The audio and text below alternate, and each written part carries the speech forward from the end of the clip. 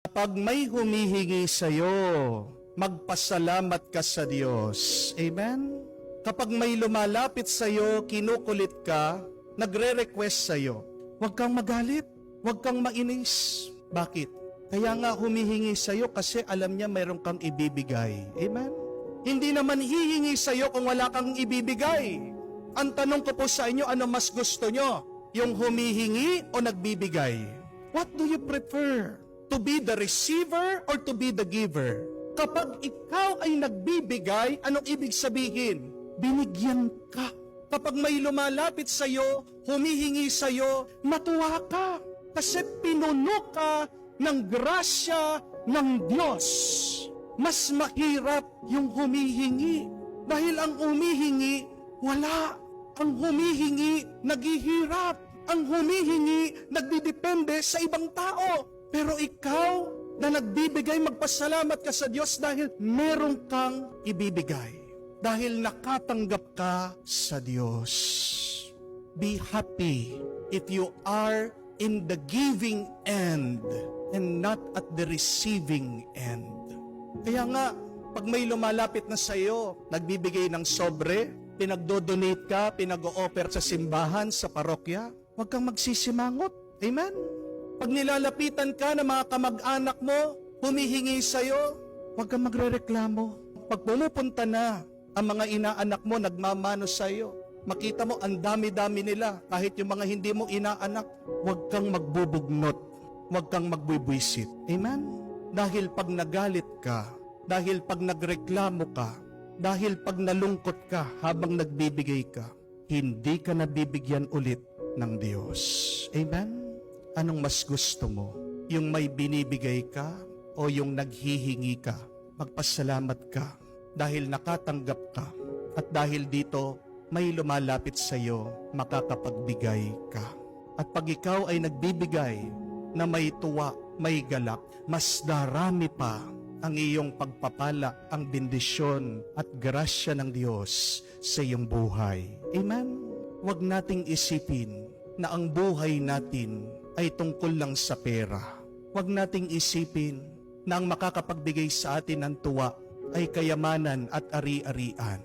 Oo, maaring sa pamamagitan ng pera, ari-arian at kayamanan, magiging madali ang iyong buhay. Pero hindi mo makikita ang kahulugan ng buhay dyan lang. Meron pong isang kwento tungkol sa isang babae, napakataas ng posisyon na nakamit niya sa isang kumpanya. At dahil na-achieve na niya yung pinaka-top posisyon, talagang nagagawa niya yung gusto niyang gawin. Nakakapagbakasyon sa lugar na gusto niyang puntahan, nabibili niya lahat ng gusto niyang bilhin, mga luxury brands, bag, kotse, gamit, gadget. Pero ano po nangyari?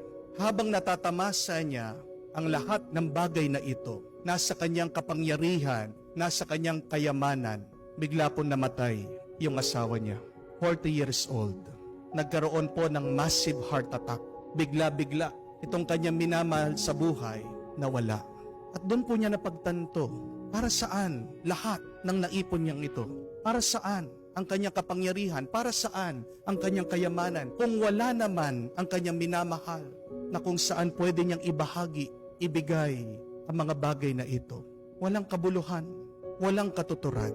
Kaya nga po, doon niya na-realize sa pagtanto, hindi ang pera, hindi ang kayamanan ang nakakapagpuno sa buhay na ito. Hindi ang pera, hindi ang kayamanan ang nakakapagbigay sa iyo ng tuwa at galak.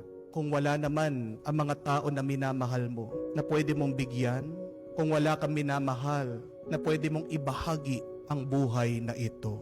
Ganyan din po ang Diyos natin. Aanuhin niya ang lahat ng kapangyarihan. Aanuhin niya ang lahat ng kayamanan ng mundo kung mag-isa siya sa langit.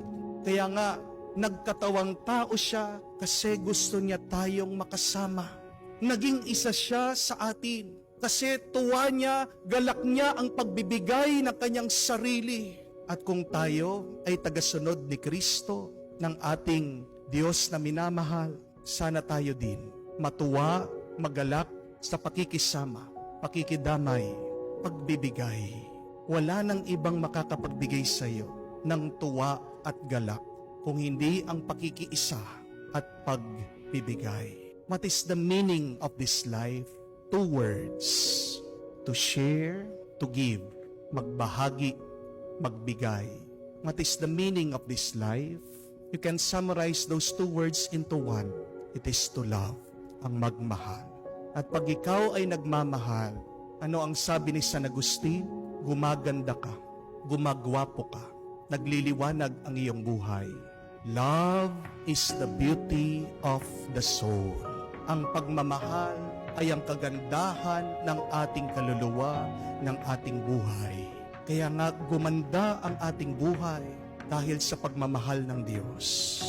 Sana pagandahin mo din ang iyong buhay sa iyong pagmamahal.